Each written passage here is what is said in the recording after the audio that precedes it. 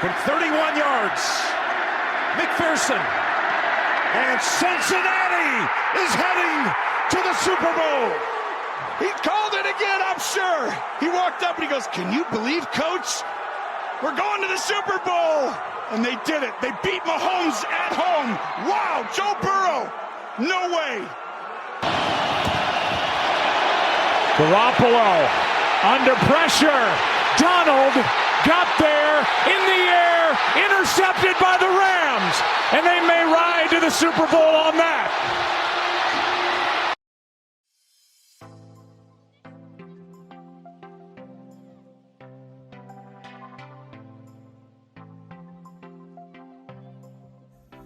안녕하세요. 투버스터 NFL 팟캐스트입니다. 굉장히 오랜만에 찾아뵀는데요. NFL 역사상 최고의 플레이오프 시즌을 보내고 있는 올해 저번주 엄청난 디비저널 라운드 경기가 있었죠. 컨퍼런스 챔피언십도 그에 못지않은 엄청난 경기들이 펼쳐졌다고 개인적으로 생각이 드는데요. 컨퍼런스 챔피언십 경기 리뷰 바로 시작하겠습니다.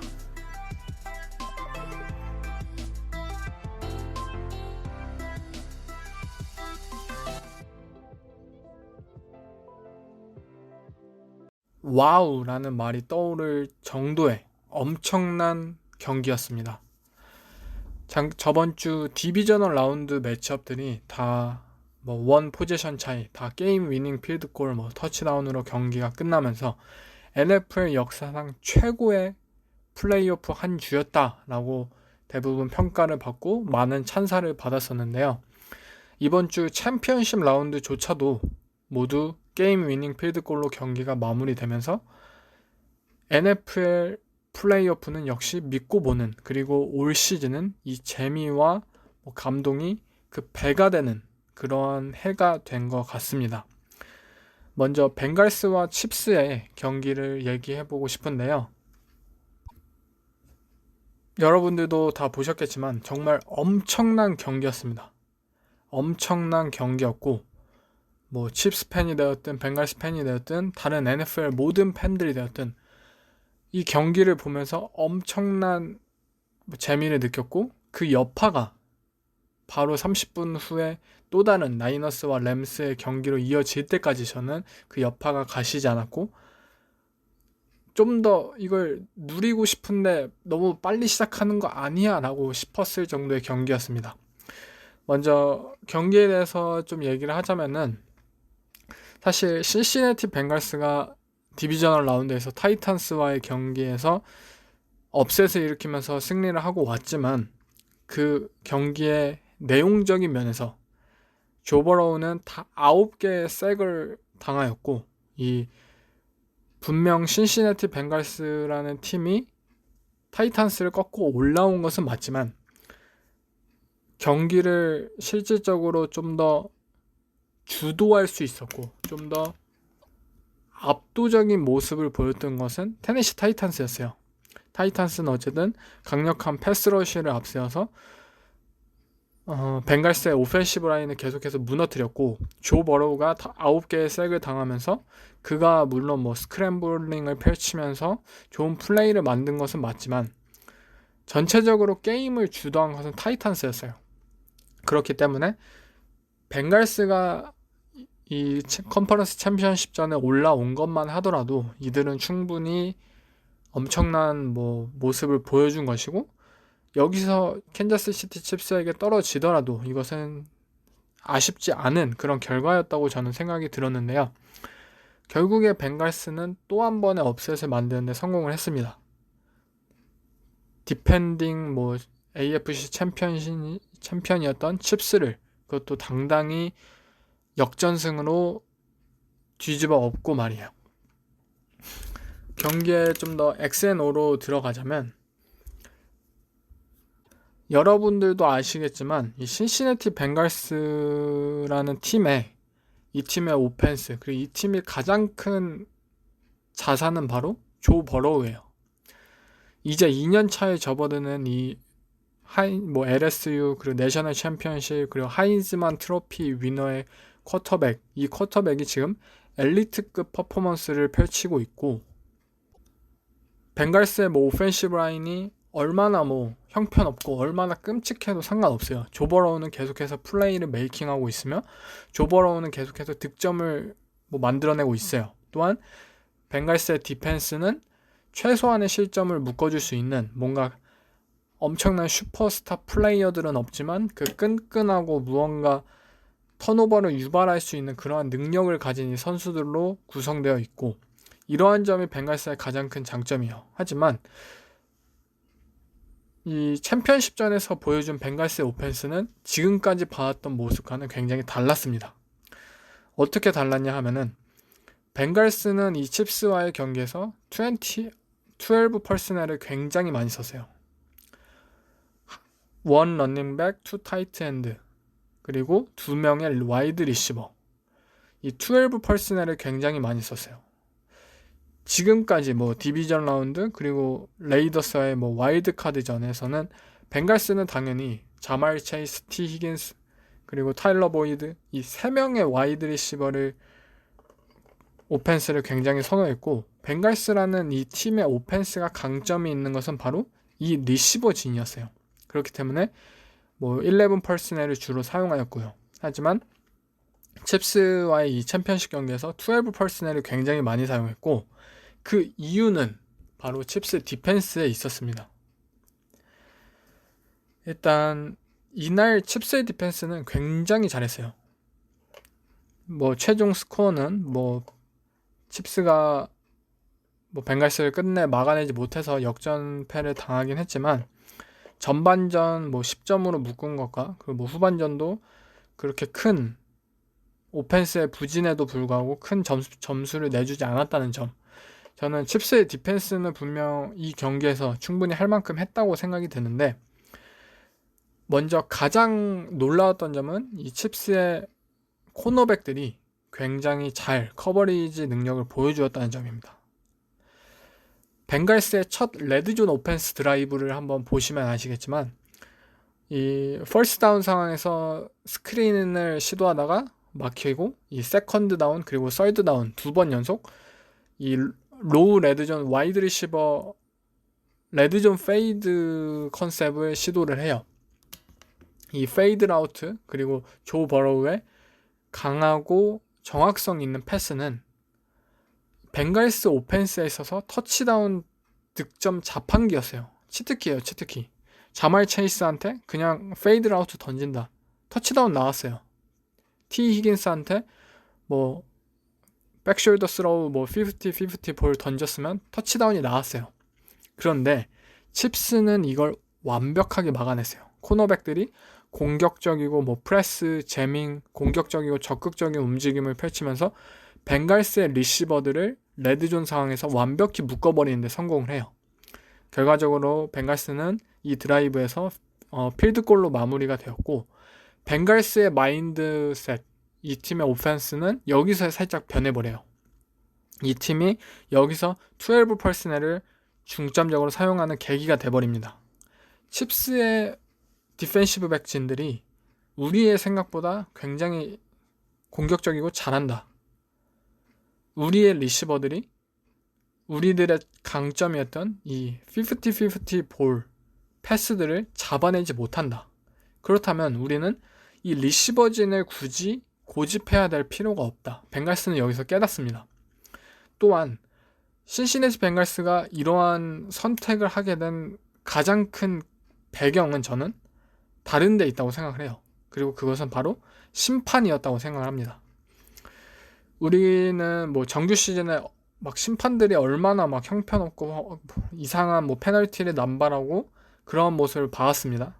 그리고 플레이오프 무대에서도 뭐 디비전 그래도 와일드 카드전에서도 심판들이 뭐 경기를 망친다. 그래서 그 심판진이 아예 통째로 뭐 플레이오프 무대에서 잘리는 경우도 보았고 결국 이 민심을 반영한 듯이 NFL 리그는 이 심판들에게 좀 더 소프트하게 콜을 불러라 라고 저는 주문을 한 것 같아요. 그래서 결과적으로 이 컨퍼런스 챔피언십 무대에서 양 경기 모두 심판들은 웬만해서는 페널티를 부르지 않았어요.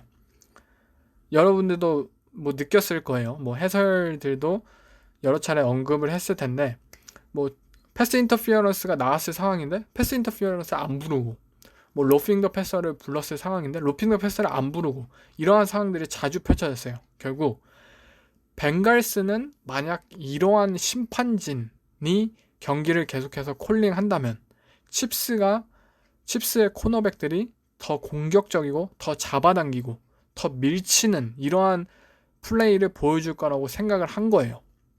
그렇다면 우리의 리시버들은 이렇게 좋지 못한 상황에서 이들을 펼쳐내서 경기를 이끌어갈 필요가 없다고 느낀 거죠. 결국 벵갈스가 선택한 거는 리시버 한 명을 빼고 한 명의 타이트엔드를 더 붙여서 그라운드 게임을 보여준다는 것이었어요. 우리는 조 믹슨이 있고 조 믹슨이든 타이트엔드든 숏패스 위주로 경기를 조립해 나가면서 각종 스크린이나 스윗 플레이 등을 통해서 단순히 딥패스가 아닌 다른 방법으로 오펜스를 전진시키겠다. 벵갈스는 바로 이러한 선택을 한 것이고, 저는 이 선택이 결과적으로는 굉장히 잘 들어맞았다고 생각을 합니다. 물론 이러한 선택을 한 것은 디비전 라운드에서 조 버로우가 9개의 색을 당한 것도 상관관계가 있어요. 우리 팀의 오펜시브 라인이 부족하니까, 프로텍션이 딸리니까 한 명의 엑스트라 블러커 역할을 할 수 있는 타이트엔드를 설정을 해서, 아니면은 아예 2명의 타이트엔드를 라인에 붙이면서 좀 더 플레이 액션 방향에, 디펜스에게 좀 더 패스러시에 올인하지 않는, 좀 더 런닝백에게 포커싱을 맞추게 하는 그러한 분산 전략을 할 수 있는 그러한 상관관계도 있었고요. 어쨌든 벵갈스는 이러한 12 퍼스널을 주로 사용하였고, 저는 이 12 퍼스널이 그런데 엄청나게 크게 성공을 했다고는 생각하지 않아요. 이들의 러싱 상황을 사실 보면은 전반전 그리고 후반전까지는 그렇게 러싱이 성공적이었다라고는 생각되지 않아요. 애초에 이 팀은 11 퍼스널의 강점을 가진 팀이었고, 또 조 믹슨을 활용한 와이드 존 스킴을 강점으로 한 팀이었기 때문에 엑스트라 블러커 한 명을 이용해서 다른 갭 스킴이나 아니면은 듀오 같은 더블팀 블락킹 능력을 활용한 러싱 스킴이 벵갈스에게 있어서 좀 어울리진 않았어요. 또 조 믹슨에게도 좀 어울리진 않았고요. 조 믹슨은 단지 좀 더 스프레드 셋을 이용해서 와이드 존 러싱을 했을 때 그의 비전, 그리고 그의 폭발적인 스피드, 파워를 바탕으로 한 러싱 스킴의 강점을 가진 런닝백이기 때문에 12 퍼스널이 그렇게 효과적이었다고는 말을 하고 싶지 않아요. 하지만 12 퍼스널이 결과적으로 성공했다라고 볼 수 있었던 장면은 연장전이었어요. 칩스의 디펜스는 굉장히 체력적으로 녹초가 되었고, 벵갈스가 인터셉션을 통해서 공을 다시 넘겨받았을 때 벵갈스의 러싱을 칩스는 막아내지 못했어요. 그때 비로소 벵갈스의 이 12 퍼스널 러싱 전략이 먹혀들었다고 저는 생각이 들고, 벵갈스가 정말 끈기 있게 경기를 셋업하고 인내심 있게 본인들의 차례가 올 때까지 잘 기다렸다고 생각이 듭니다. 이를 잘 보여주는 수치가 러싱 횟수예요. 21대 3까지 점수차가 몰렸는데 최종 러싱 시도 횟수를 보면 벵갈스는 27번, 칩스는 24번이에요. 점수차가 18점 차까지 벵갈스가 뒤졌는데 18점 차까지 뒤진 팀이 러싱 시도 횟수가 더 많다라는 생각을 해보세요. 지금 NFL 이 모던 오펜스에서 이것은 사실 말도 안 되는 수치예요. 18점 차나 뒤지고 있으면은 모두가 패싱을 통해서 빠른 득점을 원하고 더 빨리 따라가려고 하지, 벵갈스처럼 러싱을 많이 시도할 거라고 생각은 안 한단 말이에요. 하지만 벵갈스는 결국 느릿느릿하게 인내심 있게 끈기를 가진다면 우리의 차례가 언젠가 올 것이라고 생각을 했고, 또 그 차례가 온다면 지금까지 우리가 보여줬던 것이 성공할 수 있음을 저는 믿음을 가지고 플레이를 보여주었다고 생각이 듭니다. 결국 최종 러싱 시도 횟수 그리고 타임 오브 포제션 모두 벵갈스가 우위예요. 경기를 주도한 것은 분명 칩스였어요. 전반전 그리고 후반전 역전에 당했지만 전체적인 경기의 흐름을 주도한 것은 캔자스시티 칩스예요. 하지만 최종 타임 오브 포지션에서 벵갈스가 승리를 했어요. 저는 이 수치가 이 AFC 컨퍼런스 챔피언십전에 해답이 있지 않나 싶습니다. 또 뭐 계속해서 뭐 짧은 패스, 뭐 체크다운, 뭐 짧은 슬랜트 패스, 그리고 뭐 스피드 아웃, 이러한 리시버들의 장점만을 활용한 티 히긴스는 결국 굉장히 큰 키와 큰 긴 팔을 가지고 있기 때문에 뭐 슬랜트 라우트처럼 경합적인 볼에서의 짧은 경합적인 볼에서의 강점을 가지고, 또 타일러 보이드는 순간적인 라우트 능력의 방향 전환에 있어서 강점을 가진 리시버이기 때문에 뭐 번치셋에서의 스피드 아웃 라우트 2번 연속 성공을 거두면서 벵갈스는 계속해서 본인들의 뭐 한계를 도전하는 그런 뭐 선택을 하기보다는 본인들이 강점을 가진 철저하게 그러한 본인들에게 곧 기회가 올 거다라는 마인드로 경기를 플레이하였고, 뭐 사마저 페린이나 조 믹슨 같이 러닝백 스크린에서 뭐 사마저 페린이 결국 터치다운을 만들어내는 등 선수들에게 본인들의 플레이를 펼칠 수 있도록 기회를 주는 그러한 방식으로 오펜스를 보여주었습니다. 일단 벵갈스의 오펜스가 이처럼 경기 운영을 잘 한 것은 맞지만 결국 칩스의 오펜스가 그만큼 잘 못했다고 저는 생각이 듭니다. 칩스의 오펜스 21대 3점으로 경기를 리드하고 있었으면 분명 경기를 리드한 채 승리로 이끌었어야 합니다. 하지만 칩스는 이 리드를 결국 실패하였고, 아마 2017년 알렉스 스미스가 테네시 타이탄스에게 전반전 21대 3으로 우위를 하다가 결국 역전패를 당한 그 경기가 저는 생각이 날 정도였습니다. 사실 이 경기에서 뭐 칩스 오펜스가 후반전 뭐 거진 무득점을 보이는 등 그러한 페인에 있어서 다들 뭐 패트릭 마홈스를 탓하고 뭐 결국엔 뭐 패트릭 마홈스가 해줘야 된 거 아니냐라고 손가락질을 하고 있는데, 물론 패트릭 마홈스의 그 선수가 가진 책임감을 생각한다면 분명 무언가 보여주었어야 하는 것은 맞습니다. 하지만 이 경기 칩스가 역전패를 당한 것은 결국 마홈스 탓이 아닌 앤디 리드 감독의 탓입니다. 일단 이 칩스에 있어서 이 패배에 있어서 저는 코칭 몰플렉티스라는 단어를 그대로 선택하고 싶어요. 코칭 몰플렉티스.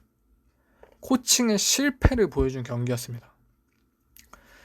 일단 모두가 알고 있듯이 이 칩스라는 팀에 있어서 이번 경기 가장 큰 패착은 2쿼터 마지막 드라이브 5초 남은 상황에서 그 플레이를 득점을 하지 못한 채 결국 플레이가 마무리된 채로 끝난 상황, 그 드라이브가 가장 뭐 페인으로 꼽힐 거예요.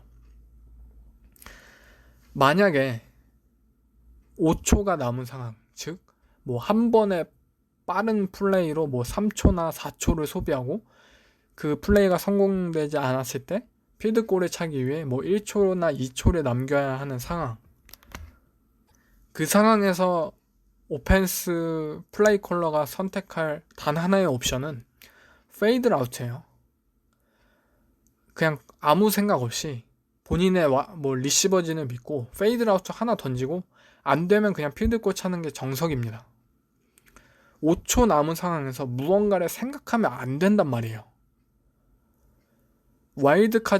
와일드카드전에서 댈러스 카우보이스의 마이크 메카시가 13초 남은 상황에서 쿼터백 드로우를 하고 결국 뭐 역전승을 만들 수 있는 그러한 기회를 결국 날려버렸다는 점, 그 점을 보면서 이 코치들, 감독들의 순간 하나하나의 선택이 얼마나 중요한지를 우리는 목격해 왔습니다. 그런데 앤디 리드라는 이 명감독이 5초가 남은 상황에서 한 선택은 ZRPO였어요. RPO. 여러분들 RPO 아시잖아요. 런 패스 옵션 플레이. RPO라는 이 플레이의 특성은 결국 쿼터백이 무언가를 보고 선택을 하는 플레이예요. 즉 시간이 지체되는 플레이예요. 특히 레드존처럼 스페이싱이 좁은 공간에서는 더더욱 말이죠. 5초가 남은 상황에서 시간이 지체되는 RPO를 플레이콜 했다는 점. 앤디 리드 감독이 이거는 제가 앤디 리드 감독이 얼마나 오펜스 천재이고 뭐 명감독이고 다 인정을 하지만 이거는 말도 안 되는 플레이콜이었어요. 결국 패트릭 마홈스는 뭐 RPO 선택을 뭐 우물쭈물 하다가 결국 패스를 던졌지만 늦게 던졌고 물론 잘 커버리지가 됐고요. 그래서 이 플레이가 다운되면서 칩스는 득점을 하지 못한 채 후반전으로 경기가 넘어갔습니다. 물론 이 플레이에 대해서 어차피 3점인데 경기에 크게 뭐 관계가 없지 않느냐라고 말을 할 수 있는 사람도 있겠지만 그 사람은 풋볼에 대해서 아무것도 모르는 사람이에요. 전반전 마지막 드라이브는 경기의 승패를 결정지을 정도의 굉장히 중요한 드라이브입니다. 미들 에잇이라는 용어가 왜 나왔는지를 한번 생각했으면 좋겠습니다. 어쨌든 앤디 리드 감독이 망쳐버린 이 전반전 마지막 드라이브 때문에 칩스의 오펜스 그리고 칩스의 팀 전체적인 분위기는 가라앉았고 모멘텀이 벵갈스에게 넘어오는 그 계기가 되었습니다. 또한 앤디 리드 감독의 이 코칭 몰 프랙티스는 마홈스의 인터셉션 상황에서도 볼 수가 있어요. 이 마홈스의 인터셉션 상황도 역시 스틱 RPO였어요. 라인베커를 보고 뭐 러싱 그리고 패스 뭐 선택을 하는 플레이. 이 디펜시브 라인맨에게 인터셉션 당한 상황을 말하는 겁니다. 마지막 인터셉션이 아닌 첫 번째 인터셉션. 이 첫 번째 인터셉션에서 마홈스는 RPO를 하다가 벵갈스의 엣지 러셔가 커버리지로 팝을 하자 당황하고 공을 던질까 말까 하다가 던지면 안 됐지만 던졌고 결국 이는 인터셉션으로 연결이 되었어요. 이게 왜 코칭 몰 프랙티스냐?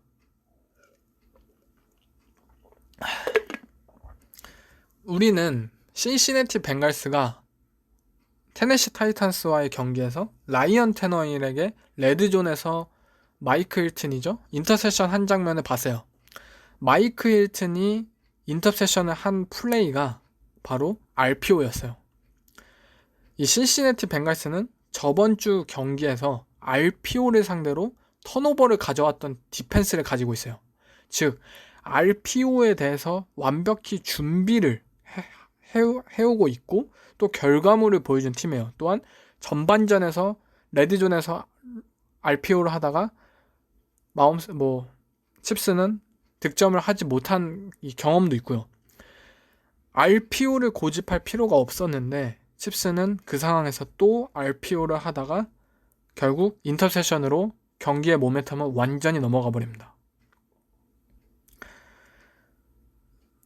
본인들이 가지고 있는 플랜 그리고 플레이북을 펼치는 것은 중요합니다. 하지만 상황에 뭐든지 맞춰야죠.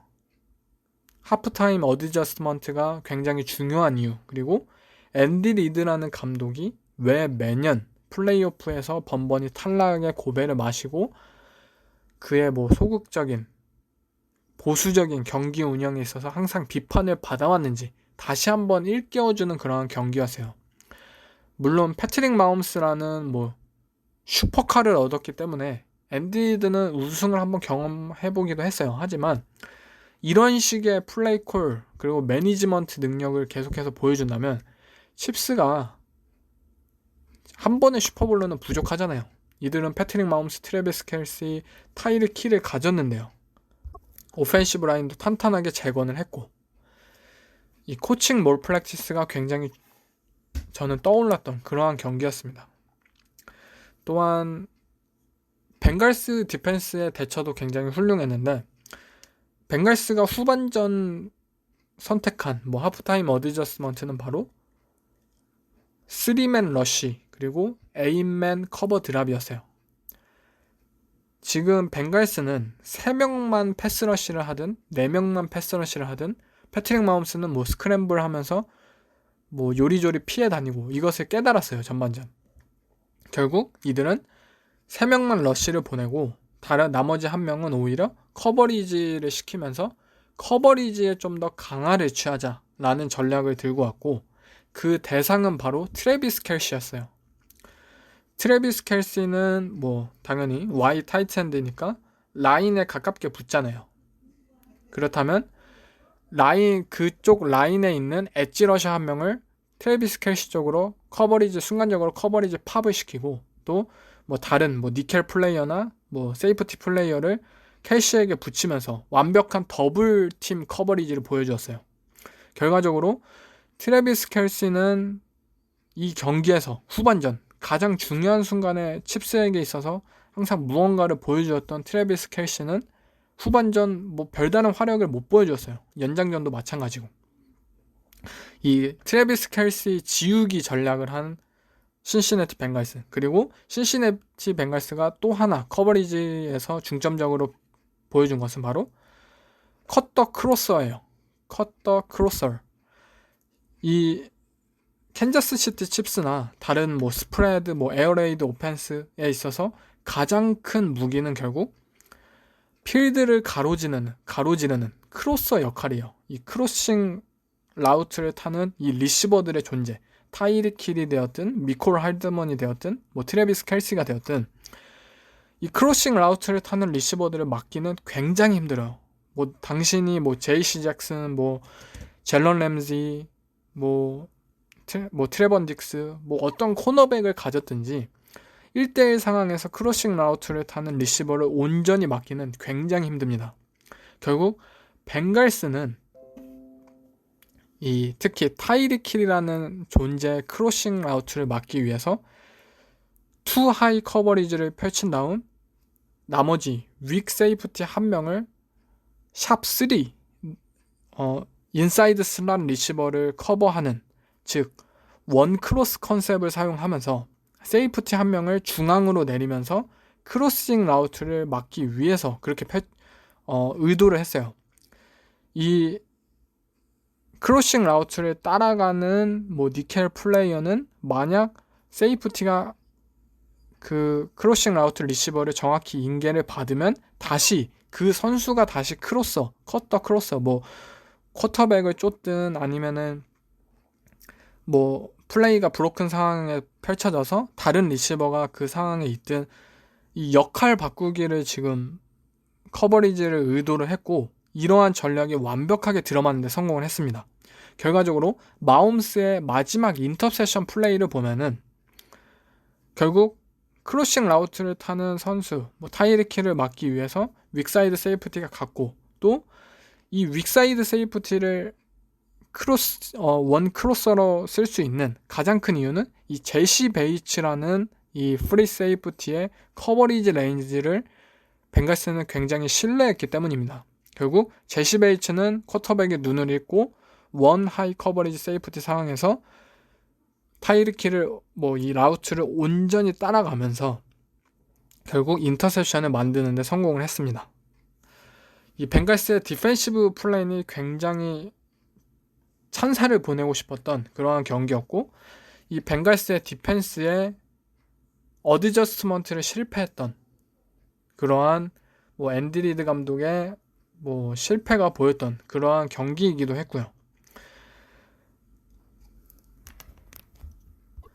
또 뭐 아쉬운 점을 설명하면은 뭐 칩스 디펜스가 다 잘했지만 결국 이 소렌슨을 계속해서 기용하는 점, 벵갈스의 투포인트 컨버전을 상황을 보면은 물론 뭐 자말 체이스의 뭐 픽 플레이를 활용한 뭐 리시버의 휘임 라우트, 뭐 럽을 유발해서 뭐 하는 거 다 어려운 거 알아요. 커버리지 어려운 거 아는데 소렌슨은 이 상황에서 아무것도 안 해요.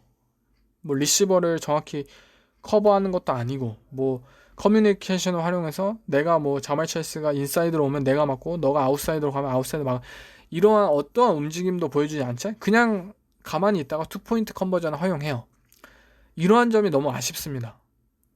이 다니엘 소렌센이라는 선수는 분명 허슬 플레이 그리고 뭐 확실한 하드 태클링, 히팅 이런 거에 강점을 가진 선수이지 무언가를 생각하게 하면은 안 된다는 선수인 것을 올 시즌 전반에 많이 봤잖아요. 이 선수 때문에 많은 블로운 커버리지가 나왔었고, 하지만 이 스페그 코치는 결국 본인의 이 선수 기용을 끝까지 고집을 하면서 이 벵갈스 오펜스가 계속해서 득점을 할 수 있는 그러한 발판을 마련하게 방치했다고 저는 생각이 듭니다. 물론 마홈스의 잘못이 없었던 경기는 아니에요. 쿼터백이라면 당연히 그 팀의 쿼터백이라면 역전의 기회가 왔을 때 그 역전의 기회를 당연히 가지고 와야 합니다. 하지만 마홈스는 그걸 가져오지 못했고 그의 책임은 분명히 있다고 생각이 듭니다. 하지만 결과적으로 이 경기가 이렇게 실패한 경기로 칩스에게 있어서 흘러갔던 것은 앤디 리드 감독의 코칭 몰 프랙티스가 펼쳐졌기 때문에 지금 뭐 앤디 리드 감독 그리고 뭐 션 맥더머트 뭐 스킵킥을 안 한 션 맥더머트 그리고 뭐 마이크 메카시 지금 대부분의 코치들이 플레이오프 무대에 올라오면서 그 순간적인 판단 능력들이 아쉬우면서 본인들의 팀을 지게 만들고 있어요. 이 명 감독들이. 하지만 벵갈스의 잭 테일러 감독은 아무것도 안 해요. 본인이 뭐 매니지먼트에 있어서 경기 운영에 있어서 중점적인 역할을 하나도 안 보여줘요. 잭 테일러 감독 그냥 플레이콜 시트만 내려보고 그냥 뭐 심판에게 뭐 짜증만 내고 이게 끝이에요. 근데 잭 테일러 감독이 지금 명장이 되고 있어요. 이게 말이 안 되잖아요. 대부분의 지금 감독들이 지금 본인들이 경기 운영에 있어서 매니지먼트에 있어서 무언가 주체적인 움직임을 펼치는데 다 실패로 돌아가고 아무것도 안 하는 감독이 오히려 지금 명장이 되고 있는 상황이에요. 이게 정말 좀 아이러니한 상황인데 어쨌든 지금 뭐 경기가 이렇게 흘러가고 있습니다. 코칭 몰 프랙티스 반드시 명심해야 하는 단어이며 어쨌든 완벽한 게임 플랜을 보여준 벵갈스 디펜스 그리고 조 버로우 저는 엄청난 경기였다고 생각이 듭니다. 다음 경기는 라이너스와 램스와의 경기이죠. 매년 경쟁을 경험하는 디비전 라이벌 간의 대결인데요. 뭐 워싱턴 레드스킨스에서 그 당시 뭐 코칭 커리어를 같이 시작했던 카일 셔나한과 션 맥베이 이 절친들 간의 대결이라고도 평가할 수 있었던 대결인데요. 정규 시즌에 나이너스가 램스를 2번이나 잡으면서 뭔가 NFC 웨스트의 디비전의 상성은 좀 이상하긴 하잖아요. 근데 어쨌든 이 2번이나 잡으면서 이번 플레이오프 무대에서도 뭐 션 맥베이가 카일 셔나한에게 연패를 당하는 것이 아니냐라는 뭐 주목을 받기도 했는데요. 결국 램스는 작년 템파베이 벅스처럼 그 디비전 라이벌을 뛰어넘는 데 성공을 했습니다. 작년 벅스가 정규 시즌 세인츠에게 2번이나 대패를 하면서 뭐 플레이오프 무대에서도 약간 우려를 보였지만 결국 플레이오프 무대에서 세인츠를 잡으면서 슈퍼볼을 거머쥐는 데 성공을 했어요. 아마 램스도 본인들의 가장 강력한 디비전 라이벌인 나이너스를 플레이오프 무대에서 끝끝내 꺾으면서 아마 슈퍼볼을 또 거머쥐는 것이 아니냐라고 생각할 수 있는 그러한 경기였다고 생각이 드는데요. 일단 이 두 팀 그리고 두 감독은 코칭 커리어 시작이 같잖아요. 뭐 마이크 셔나한 코치의 밑에서 했지만 하지만 어쨌든 이 코칭 커리어를 같이 시작했듯이 비슷하면서도 다른 오펜스 철학을 가지고 있어요. 먼저 이들은 뭐 같은 포메이션 특히 와이드 존 러싱을 기반으로 해서 뭐 모션, 플레이 액션, RPO, 스크린 이러한 플레이들을 계속해서 다양한 방법으로 펼치는 팀이고 반면에 션 맥베이는 11 퍼스널을 그리고 카일 셔나한은 21 퍼스널을 선호한다는 점에서는 굉장히 다른 뭐 컬러를 가진 감독들입니다. 어쨌든 두 감독들 모두 본인들의 오펜스 시스템을 통해서 리그 감독에 데뷔를 하자마자 큰 성공을 거두었고 슈퍼볼까지 진출을 했어요. 물론 그 슈퍼볼에 진출해서 탈락의 고배를 마시긴 했지만, 그리고 슈퍼볼 패배, 슈퍼볼 행오버와 함께 이들은 그 다음에 플레이오프에 둘 다 진출을 실패를 했어요. 슈퍼볼 행오버와 함께 찾아왔던 부진. 그때 이들은 모두 변화의 필요성을 느끼게 되었습니다. 만약 우리 팀의 디펜스가 디케이드급, 10년에 한 번 나오는 그러한 디펜스가 아니라면 우리가 계속해서 플레이오프 경쟁을 하고 플레이오프에서 승리를 위해서, 슈퍼볼 진출을 위해서라면 탑 티어의 쿼터백이 필요하다는 점입니다. 그렇게 LA 램스는 시즌이 끝나자마자 함께 슈퍼볼에 진출했었던 제러드 거프를 디트로이트로 보내고 매튜 스태포드를 받아오는 트레이드를 단행했어요. 그리고 샌프란시스코 나이너스는 슈퍼볼에 함께 진출했던 지미 갈라폴로가 있음에도 불구하고 드래프트 픽을 퍼주면서 트레이 랜스라는 젊고 유망한 쿼터백을 픽하는데 선택을 했고요. 참 이러한 장면을 보면서 아이러니함을 느낄 수가 있습니다. 두 절친인 감독들 모두 본인들의 철학을 통해 팀빌딩에 성공을 했고 성공조차 거머쥐었어요. 하지만 최종 그 한 단계 슈퍼볼 트로피, 롬바르디 트로피를 위해서는 본인들의 오펜스 철학, 오펜스 시스템만으로는 부족함을 깨달았고 결국 쿼터백 포지션에 엄청난 투자를 단행하였습니다. 한 팀은 베테랑 쿼터백, 검증된 베테랑, 한 팀은 젊은 루키에게 이 비슷한 길처럼 보이면서도 다른 색깔의 길을 걸은 두 감독들의 대결, 그리고 이들의 판단이 과연 올해 그리고 앞으로도 어떻게 나타날지 굉장히 관심을 모으는 그러한 선택들이라고 저는 생각이 듭니다. 먼저 투자의 결과는 베테랑에게 나타나죠. 왜냐하면 트레이 랜스는 아직 주전으로서 경기를 뛰지 않고 있으니까 플레이오프 무대에서는 아직까지도 그들의 옛 쿼터백인 지미 갈라폴로가 경기를 뛰고 있으니까요. 먼저 나이너스의 오펜스는 이날 본인들의 모습을 잘 보여주지 못했습니다. 샌프란시스코 나이너스 오펜스의 철학이자 가장 큰 무기는 역시 러싱이에요. 본인들이 슈퍼볼에 진출했을 때조차도 200야드의 러싱을 바탕으로 컨퍼런스 챔피언십을 박살내고 올라갔을 때만큼 이 팀은 러싱이라는 무기를 가지고 있고 올 시즌 라이너스가 성공했던 것은 이 러싱이라는 무기에 더해 디보 사뮤엘이라는 와이드 런닝백, 본인도 본인의 포지션을 헷갈려하는 리시버인지 런닝백인지 헷갈릴 만한 이 말도 안 되는 스타 플레이어의 발견 때문에 나이너스는 성공을 거둘 수 있었습니다. 하지만 램스의 런 디펜스는 이날 굉장히 강력했습니다. 레오나드 플로이드 그리고 본 밀러가 이 두 명의 아웃사이드 라인베커가 양 엣지를 단단하게 지키고 있고 또 에런 도널드 그리고 애션 로빈슨 그리고 계속해서 로테이팅 하면서 풀 체력을 가진 디펜시브 태클의 존재. 나이너스 오펜시브 라인이 굉장히 러싱 블락킹에서 최고의 수준을 보여주는 오펜시브 라인인데도 램스의 이 런 디펜스를 뚫어내지 못했어요.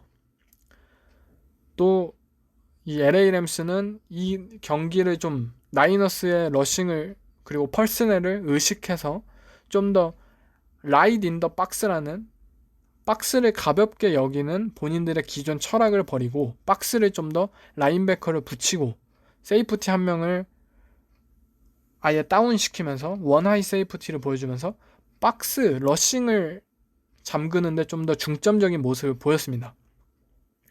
어쨌든 나이너스는 이 러싱이라는 무기를 잃었고 물론 나이너스가 이 상황을 좀 극복하기 위해서 윈드백 그리고 모션 그리고 토스 각종 플레이들을 보여주었지만 실질적으로 성공했던 것은 디보 사뮤엘을 이용한 와이드 리시버 스크린 플레이밖에 없었습니다.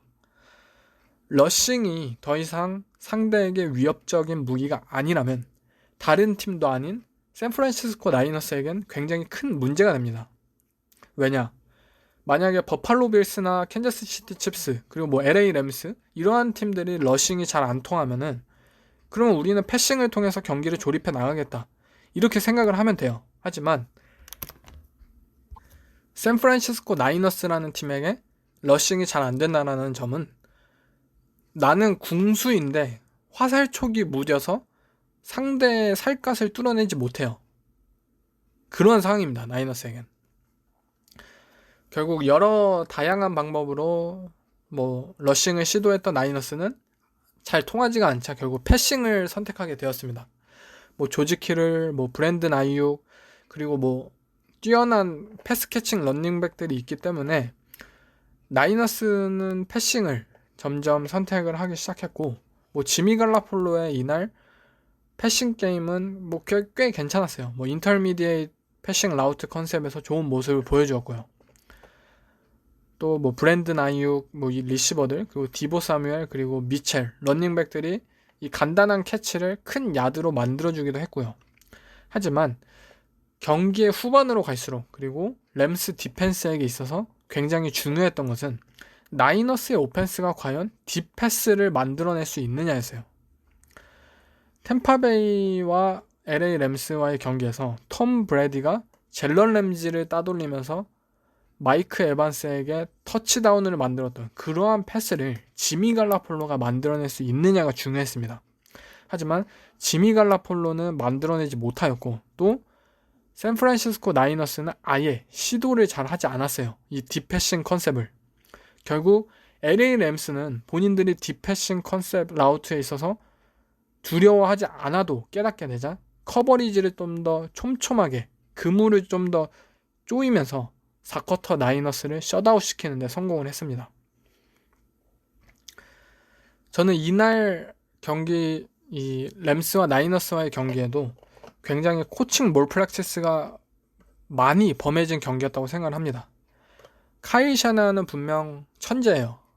리그에서 가장 뛰어난 뭐 오펜시브 지니어스 뭐 다 인정합니다. 제가 가장 좋아하는 감독이에요. 하지만 경기 운영에 있어서 특히 후반전 상황에 있어서 카일 샤나는 경기의 흐름을 읽어내지 못하는 감독이에요.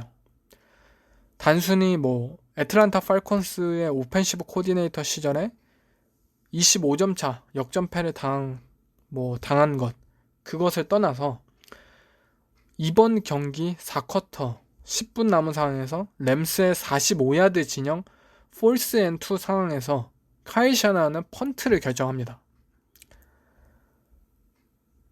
3점 차로 리드하고 있는 상황에서 폴스 앤 투 상대팀 45야드 진영 거의 100이면 100 요즘 감독들은 고퍼릿을 시도했을 거예요.